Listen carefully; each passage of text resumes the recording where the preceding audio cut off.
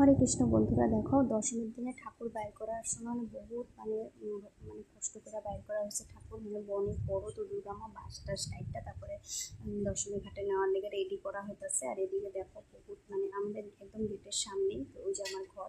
তো ওই যে দেখো বয়া রয়েছি আমরা সবাই, অনেক পাড়া প্রতিবেশীরা বয়া রয়েছে। আজকে যেহেতু দশমীর পরের দিন ঠাকুর দেওয়া হইতেছে, বৃহস্পতিবার দেখা দেওয়া হয়নি, তো ওই দিন একাদশীও আসছিল। তো আমি যাবো না দশমী ঘাটে। তো এই যে দেখো অনেক কষ্ট করে ছেলেরা কিন্তু বাইর করছে ঠাকুরটা মা দুর্গারে।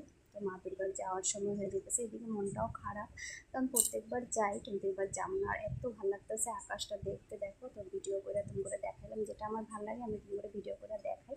তো যে দেখো যাই হোক আমাদের দুর্গা মা বাইর করা হয়ে গেছে, এখন বিসর্জনের জন্য রেডি, সবাই যাইতেছে। আর কার কার আমার ভিডিও ভালো লাগে অবশ্যই কমেন্টে জানাও।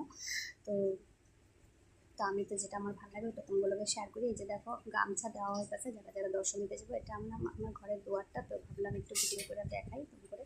তো এই যে দেখো আমরা দুয়ারে দাঁড়ায় রয়েছে, আমাদের পাড়া প্রতিবেশী সবাই দুয়ারে দাঁড়ায় রয়েছে। তা আমি যাবো না, আমি একটু দাঁড়াইছি আর কি, তা আমার জব বাকি আছে।